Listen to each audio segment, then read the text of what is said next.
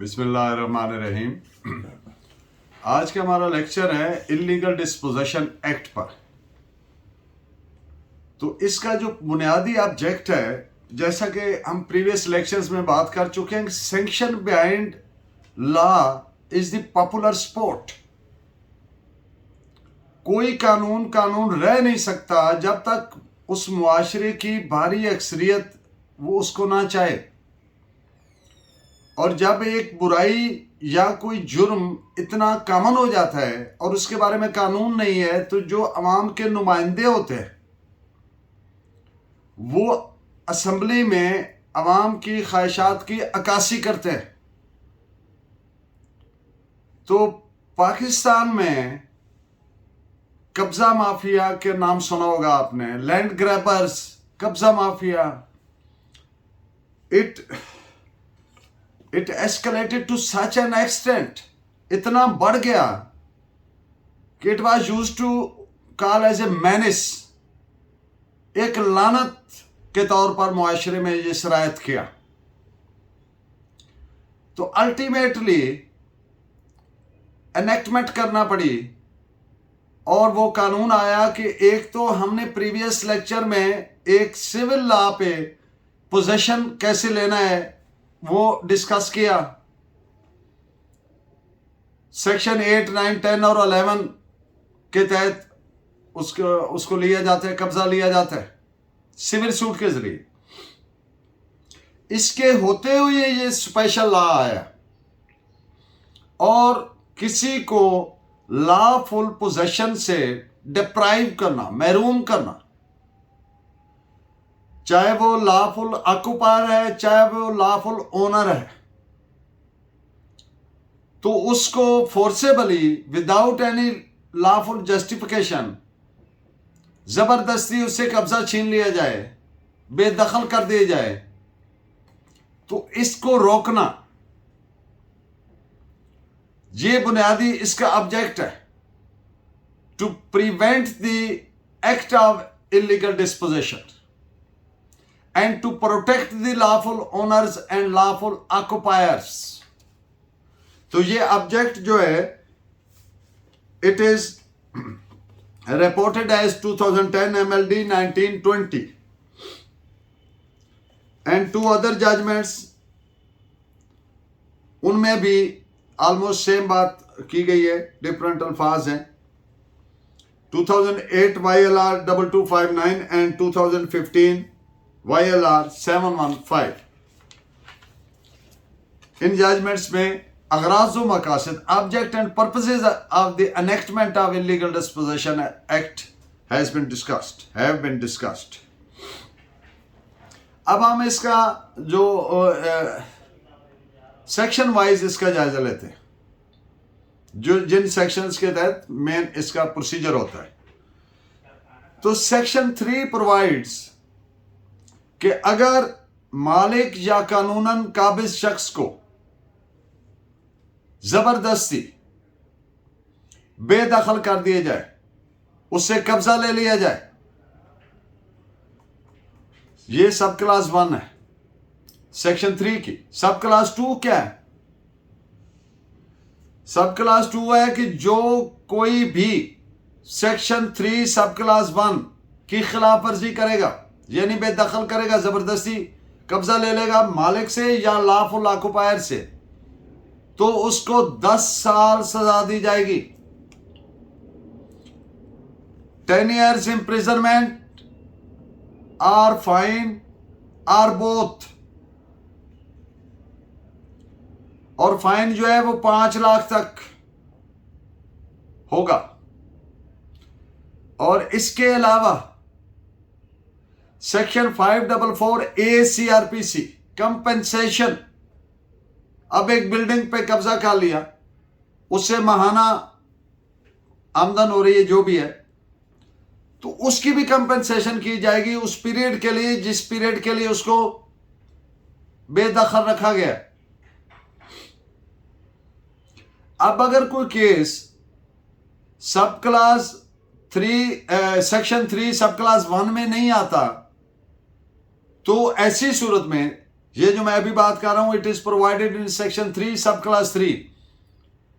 अगर 3 सब क्लास 1 में नहीं आता तो फिर ऐसी सूरत में जबरदस्ती बेदखल कर रहे कब्जा लेने वाले शख्स को 3 साल सजा और जुर्माना या दोनों बमा कंपनसेशन सजा होगी। अब एक बात कि मैंने जैसा पहले अर्ज किया कि पोजेशन के बारे में सिविल रेमेडी मौजूद है स्पेसिफिक रिलीफ एक्ट में सेक्शन 8, 9, 10, 11 में। तो सवाल पैदा हो सकता है कि कौन सी चलेगी, किस कानून के तहत चलेंगे। Here the nicety of the question is involved। ये बात समझने की है। जो इलीगल डिस्पोजेशन एक्ट है इसमें जुर्म करार दे दिया गया। किसी से कब्जा जबरदस्ती ले लेना जुर्म करार दे दिया, जिसकी सजा बता दी जैसे मैंने अभी बताई है 10 साल मैक्सिमम पनिशमेंट है। तो ये जुर्म है और इसमें मेंजरिया गिल्टी माइंड जो है उसको रोकना है, कब्जा करने से रोकना है। To prevent the lawful owners and lawful occupiers, कब्जा माफिया की लानत से, लैंड ग्रैबर्स की लानत से उनको प्रोटेक्ट करना है। और जो इसकी खिलाफवर्जी करेगा वो जुर्म तस्वर होगा। तो ये क्रिमिनल प्रोसीडिंग है और वो सिविल प्रोसीडिंग है, और दोनों एक ही वक्त में साइमल्टेनियसली दोनों चल सकते हैं। कोई लीगल बार नहीं है, कोई रुकावट नहीं है कानूनी, दोनों एक ही वक्त में चल सकते हैं। दोनों का ऑब्जेक्ट एंड पर्पसेस अलग अलग हैं। एक का ऑब्जेक्ट है सजा देना, दूसरे का ऑब्जेक्ट है पोजेशन वापस दिलवाना, और दोनों में कंपनसेशन भी है। मैं आपको एक मिसाल देता हूं। एक चेक, एक बंदे ने पैसे देने हैं दूसरे बंदे के, ए ने पैसे देने हैं बी के, ए ने चेक दे दिया उसको, चेक बाउंस हो गया, डिसऑनर हो गया, तो बी उसके खिलाफ ऑर्डर 37 सीपीसी के तहत जाके समरी प्रोसीजर प्रोवाइडेड है, तो वो पैसे ले सकता है। लेकिन ये चूंकि बहुत कॉमन प्रैक्टिस हो गई तो लेजिस्लेचर ने कानून साजी करके 489F सेक्शन ऐड कर दिया पीपीसी में कि जो कोई बदनियती से चेक जारी करेगा पेमेंट के लिए और वो चेक बाउंस होगा तो उसको 3 साल सजा होगी। अब यह बात समझने की है, यहां पर इस जुर्म की सजा दी जानी है 489F में, और वो सिर्फ प्योरली सिविल रेमेडी है कि पैसे लेने थे पैसे लेकर दें, अदालत लेकर देगी। यहां पर चूंकि उस एक्ट को जुर्म बना दिया गया तो ये गिल्टी माइंड मेंजरिया उस जुर्म की सजा है, और दोनों एक ही वक्त में अवेल किए जा सकते हैं, कोई लीगल बार नहीं है। तो इस पे आप केस लॉ नोट फरमाइए। 2016 SCMR 1931 and 2016 Pakistan criminal law journal page 929। Illegal dispossession act के तहत कंप्लेंट दायर होगी, कंप्लेंट, और कंप्लेनेंट ने क्या प्रूव करना है कि मैं मालिक हूं, ये मैं काबिज था, इस तरीके से मुझे, या मेरे बेआफ पे कोई और था काबिज, मेरा मुजारा था, मेरा टेनेंट था, मेरा मुलाजिम था, मेरा मैनेजर था, whosoever he may be, यानी डिप्यूटी और ट्रस्टी या अजाइनी जिसको मालिक ने मुकर्रर कर रखा है, उससे अगर कब्जा ले लिया जाए तब भी मालिक कंप्लेंट फाइल करेगा। तो पहली बात क्या साबित करेगा कि ये मैं मालिक था और ये मुझे डिस्पोजेस किया गया और इलीगली और फोर्सेबली किया गया, ये उस पर बार है, ओनस टू प्रूव है। Article 121 KOSO, onus to prove, बारे सबूत कंप्लेनेंट पर। अब सेक्शन 4 है, उसके तहत जो कोई भी इलीगल डिस्पोजेशन एक्ट के तहत कंप्लेंट दायर होगी तो वो इख्तियार समाअत सेशन जज का है, एंड द एडिशनल सेशन जजेस आप जानते हैं कि इक्वल पावर्स हैं जुडिशल पावर्स, और ये जुर्म नॉन कॉग्निजेबल तस्वर होगा, काबिल दस्तंदाजी ये पुलिस नहीं है। और इसकी प्रोसीडिंग के दौरान एट एनी स्टेज, किसी भी वक्त अगर कोर्ट में तुमने है जरूरी समझे तो can direct the police officer to arrest the accused.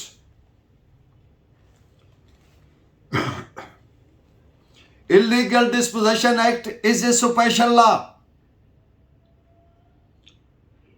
or in terms of section 4 and 5 CRP of the Illegal Dispossession Act, these sections have overriding effect.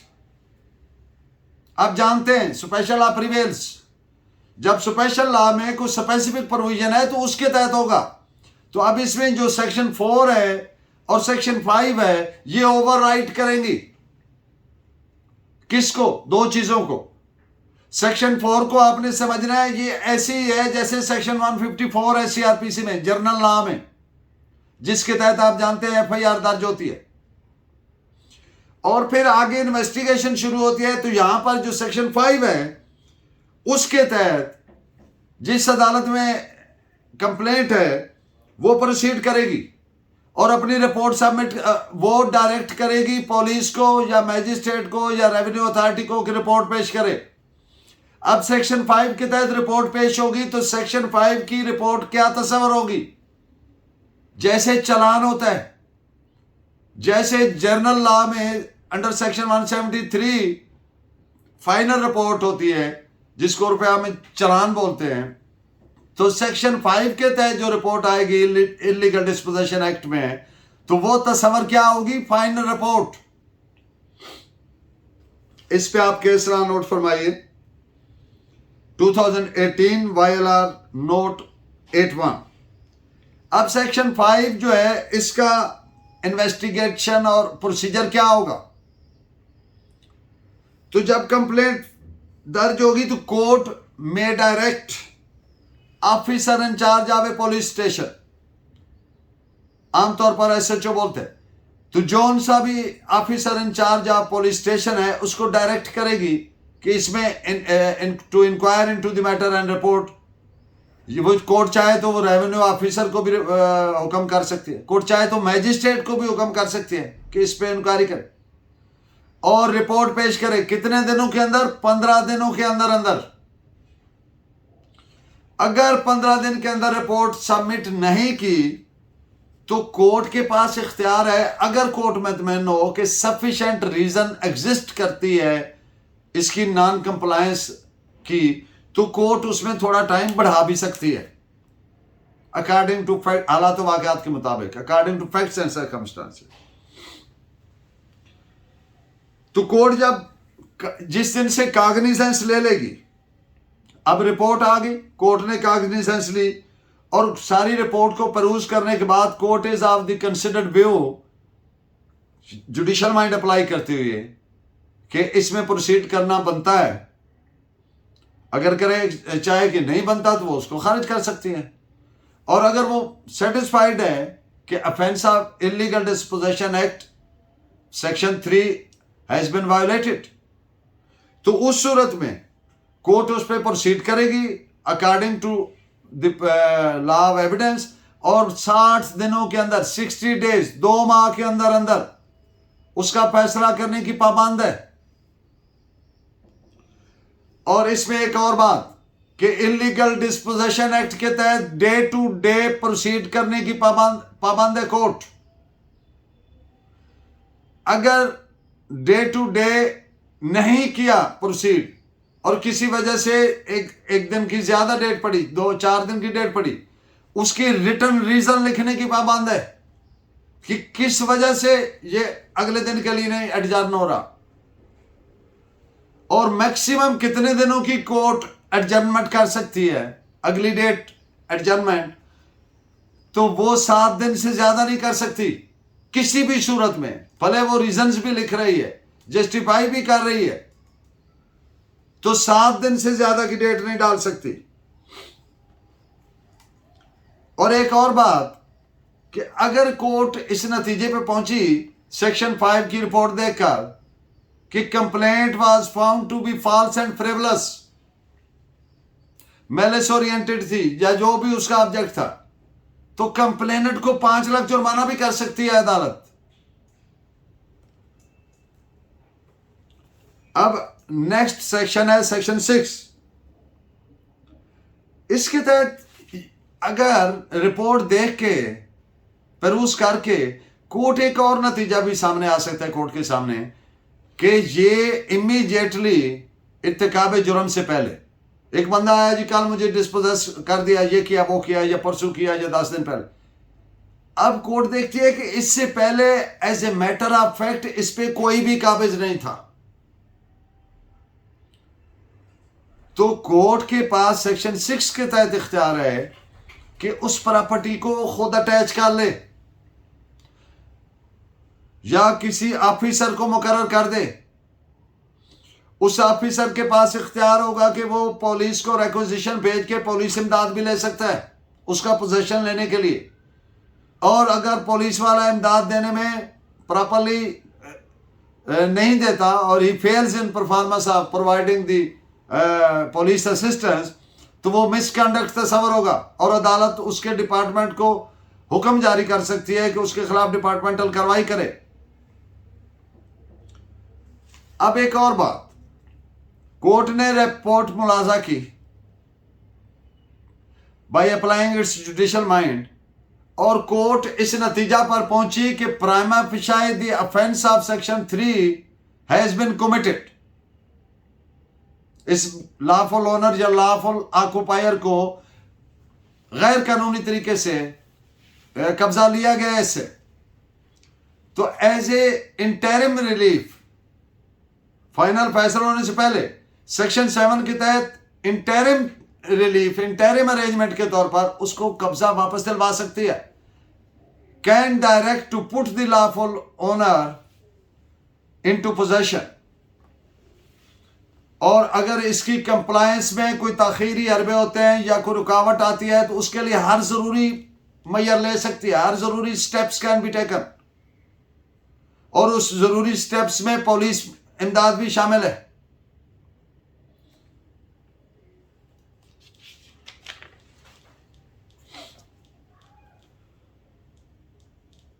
अब एक सवाल पैदा होता है कि जब कोर्ट ने काग्निजेंस ली तो 60 दिन के अंदर उसका फैसला करेगी,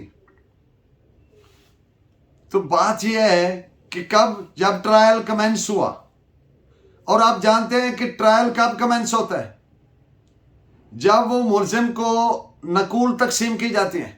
265 सी है शायद, 265 बी सब क्लास 2 CRPC, तो जो स्टेटमेंट्स उसके खिलाफ होती हैं प्रोसिक्यूशन केस में, उसकी नकूल उसको दी जाती हैं ताकि वो अपना डिफेंस तैयार कर सके।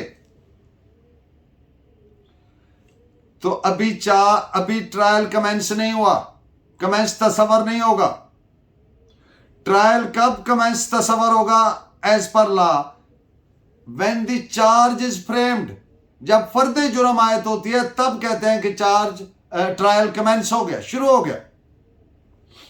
इस पे केस लॉ भी नोट फरमाइए, 2015 YLR पेज 715। अब सेक्शन 8, इसके तहत फैसला आ गया, कोर्ट ने साबित हो गया कि इस बंदे ने गैर कानूनी तौर पर लॉफुल ऑक्युपायर या लॉफुल ओनर को डिप्राइव किया।